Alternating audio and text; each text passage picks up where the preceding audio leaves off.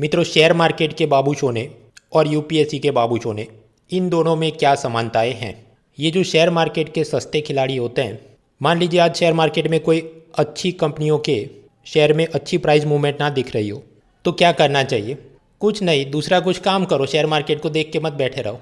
लेकिन नहीं, कुछ ऐसे होते हैं कि तो फिर मैं जाकर यूट्यूब पे, टीवी चैनल पे एकदम फालतू कंपनियों के पेनी स्टॉक्स, मतलब जो अपनी फेस वैल्यू से भी एकदम सस्ते में बिक रहे हो, 5 रुपये 10 रुपये, वो जाके मैं ज़बरदस्ती ढूंढ ढूंढ के खरीदूंगा जब तक मेरा हज़ारों रुपए का नुकसान नहीं हो जाता।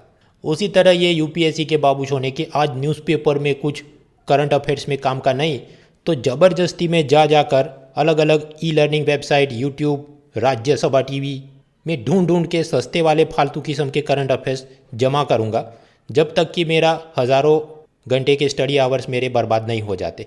मतलब थियरी गई बाढ़ में, CSAT paper 2 maths reasoning comprehension गया बाढ़ में, मेन चीज़ है बस करंट अफेयर्स ही 24 घंटे लेके बैठा रहना है। तो इन दोनों किस्म के लोगों का मैं आज Akhil Bharatiya share broker association और Akhil Bharatiya social media influencer association द्वारा आभार जताना चाहता हूँ कि आपके चलते इन सब लोगों की रोजी रोटी चल रही है। खैर, मुद्दे पे आते हैं। 15 अप्रैल गुरुवार के इंडियन एक्सप्रेस में मुझे काम की चीज़ें क्या लगी? भाई कुछ खास काम का नहीं, ये तो मेरी मजबूरी है, इसलिए डेली वीडियो बनाना पड़ता है। इसको इधर ही बंद कर दो और जाके muna.org/current पे एक्सेल फाइल देख लो तो भी काम ख़त्म। पेज 1 पे इंडिया, फ्रांस, ऑस्ट्रेलिया के फॉरेन मिनिस्टर्स की मुलाकात। एशिया पैसिफिक में शांति होनी चाहिए, विकास होना चाहिए, सब बातों पर राज़ी हुए। हालांकि म्यांमार में क्या होना चाहिए, वहाँ पर आपस में उनके मतभेद हैं, क्योंकि भारत सरकार म्यांमार की मिलिट्री रिजिम के सामने खुल के विरोध नहीं लगा सकती, प्रतिबंध नहीं लगा सकती, क्योंकि उल्फा वगैरह उग्रवादियों से लड़ने के लिए उनकी मदद चाहिए, चीन को बैलेंस करने के लिए भी मदद चाहिए, एनर्जी सिक्योरिटी के लिए भी मदद चाहिए। तो हम उतना खुल के विरोध नहीं कर सकते जितना फ्रांस वाले कर सकते। और भारत के विदेश मंत्री एस जयशंकर का कहना है कि चीन माइंड गेम खेल रहा है। वो ऐसा बाहर दिखा रहा है कि क्वाड समूह, मतलब ये इंडिया, जापान, ऑस्ट्रेलिया, यूएसए, वो एशिया का नाटो है। नाटो मतलब वो जैसे नाटो मिलिट्री ऑर्गेनाइजेशन बन रहा है, जबकि हम ऐसी कोई मिलिट्री विजन से काम नहीं कर रहे हैं वगैरह। खैर, ये सब तो जेनेरिक मुद्दे ऐसे ही हवा में लिख सकते हैं, ये नहीं भी बोलते तो भी मुद्दे तो यही हैं, हम जानते हैं। आगे बढ़ते हैं साइंस में। एजुकेशन मिनिस्ट्री ने ये सीबीएसई 10 और 12 एग्ज़ाम को करेंगे नहीं करेंगे, सब पोस्टपोनमेंट कैंसलेशन की बातें चल रही है।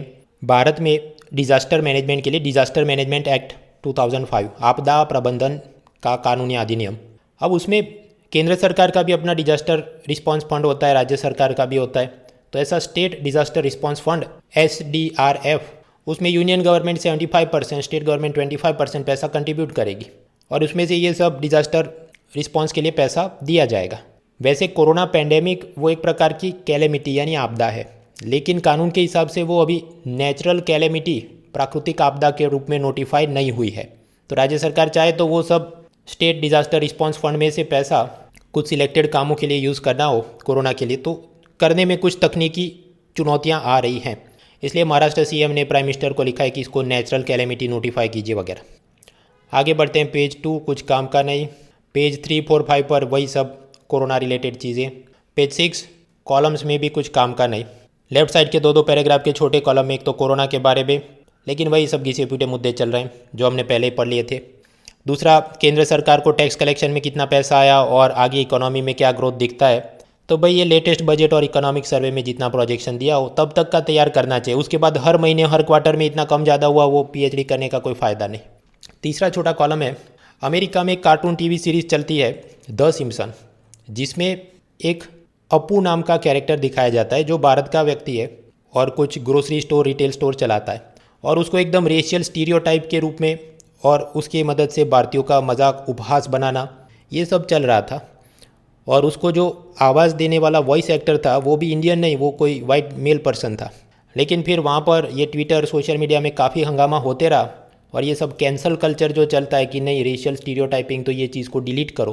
तो अल्टीमेटली ये कार्टून सीरीज़ में से इन्होंने अपू नाम के कैरेक्टर को डिसकंटिन्यू किया है और उसका वॉइस एक्टर, उसने भी सबसे माफ़ी मांगी है।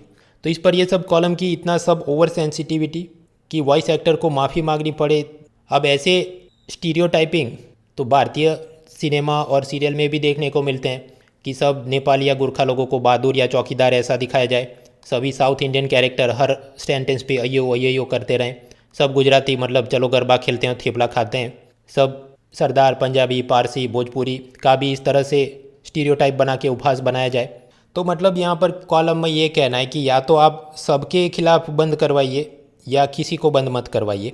ये मतलब ड्यूअल स्टैंडर्ड क्यों है कि अमेरिका में होता है तो आप हंगामा करते हैं, लेकिन भारत में जो हो रहा है तो उसके बारे में क्यों नहीं बोल रहे हैं वगैरह। खैर, इसमें से समझने या what are the takeaway points, जब हम लोग ये एथिक्स और पेपर 4 में बात करें रेशियल स्टीरियोटाइप, तो हमेशा वो पूरा सेंटर वहीं दिखा के रखना कि देखो अमेरिका में black white, white versus Asian ये चल रहा है, तो भारत के भी कुछ मुद्दे एक आध दो जगह पे लिखने चाहिए।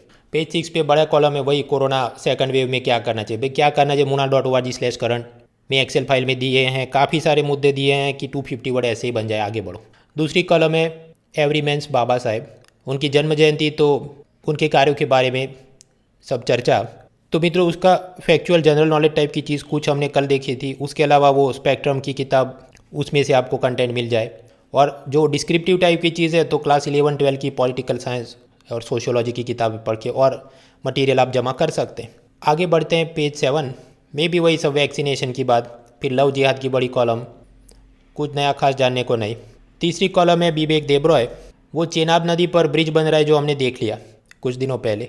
अभी यहाँ पर कि वो कितना महान है और दूसरे ऐसे अलग अलग जगह कितने ब्रिज हैं काम कर। अब ये यमुना पर ये नैनी ब्रिज है जो यहाँ से यहाँ कनेक्ट करता है, ये इसको इधर से इधर कनेक्ट करता है। हर एक ऐसा हेरिटेज ब्रिज प्रिपेयर करने गए तो उसका कॉस्ट बेनिफिट इतना ज़ोरदार नहीं है। आपके पास ढेर सारा टाइम है और आपने तय किया कि मारपीट के मुझे थियरी नहीं पढ़नी, मुझे बस मारपीट के करंट अफेयर्स ही करना है पूरा दिन, तो फिर आप कर सकते हैं। पेज 8 राशि भविष्य कुछ काम का नहीं। पेज 9 एक्सप्लेन सीरीज़ में ये डबल म्यूटेंट या डबल म्यूटेशन क्या होता है हमने थियरी पढ़ ली थी। अभी महाराष्ट्र के कुछ सैंपल में ये B1617 वेरिएंट मिला वगैरह, बड़ी सी सीरीज़ बनाई है, इतना काम का नहीं। अभी उसमें और ज़्यादा कुछ आए, हेल्थ मिनिस्ट्री कुछ संज्ञान में लेके बड़ा नोटिफिकेशन दे तब हम देखेंगे। मित्रों कोरोना में वर्क फ्रॉम होम, तो जूम नाम की एक सॉफ्टवेयर यूज़ की जाती है जिससे आप अपने कलीग्स के साथ वीडियो कॉन्फ्रेंसिंग कर सकते हैं।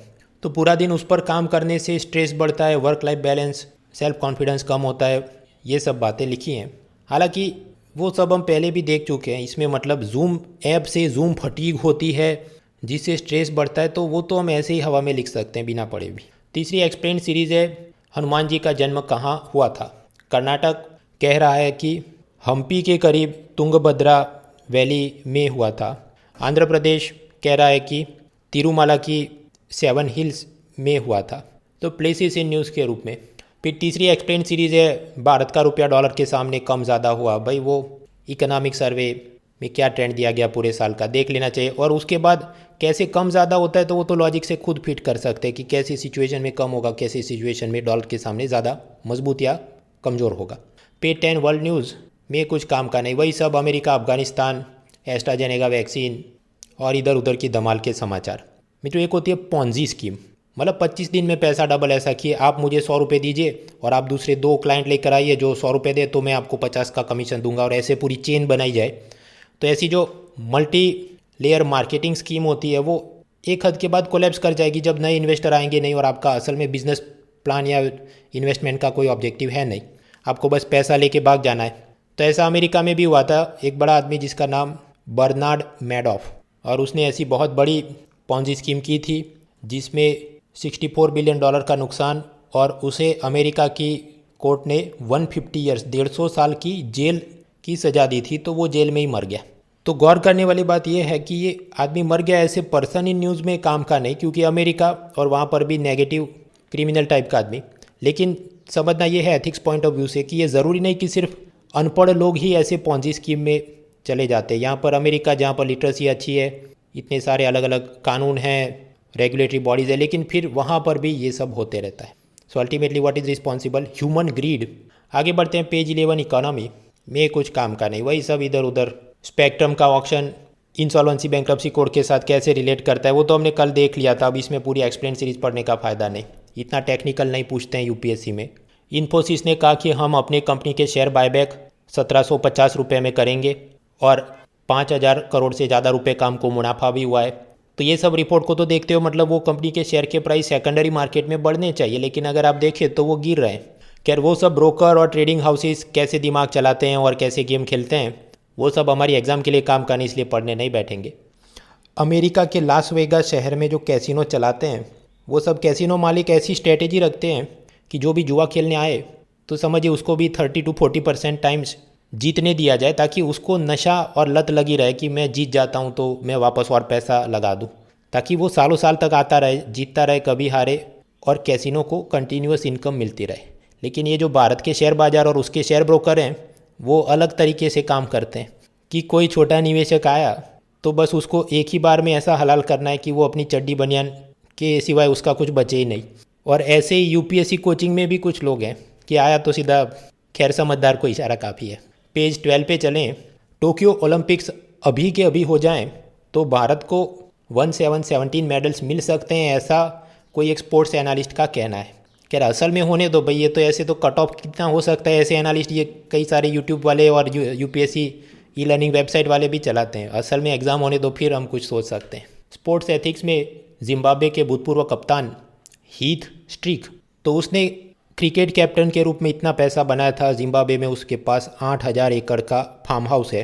खैर अभी आईपीएल में वो कोचिंग का काम करता था और वहाँ वो सब इनसाइडर इन्फॉर्मेशन लीक करता था क्रिकेट बुकीज़ को, जिसके लिए बुकी ने उसको 2 बिटकॉइन दिए और उसकी वाइफ को एक आईफोन दिया। खैर बाद में ये सब पकड़ा गया और उसे अब आईसीसी ने सब बैन किया है 8 साल के लिए। तो ये भी क्या दर्शाता है भाई, इसके पास 8,000 एकड़ का फार्म हाउस है, जिम्बाब्वे कैप्टन के रूप में कितने पैसे कमाए होंगे, लेकिन फिर भी स्पोर्ट्स फिक्सिंग में लगे हैं। क्यों? इसलिए नहीं कि पैसों की कमी है, इसलिए क्योंकि उनको और पैसे बनाने हैं। It is not the lack of money but the greed for more money and more lavish lifestyle that is pushing the successful people into corruption. खैर तो ये था गुरुवार का न्यूज़पेपर। आशा रखें कि कल इससे भी ज़्यादा सस्ता करंट अफेयर्स का न्यूज़पेपर आए, मतलब कुछ काम का ही नहीं हो, ताकि उतना ज़्यादा टाइम थियरी प्रिपरेशन में लगाया जा सके।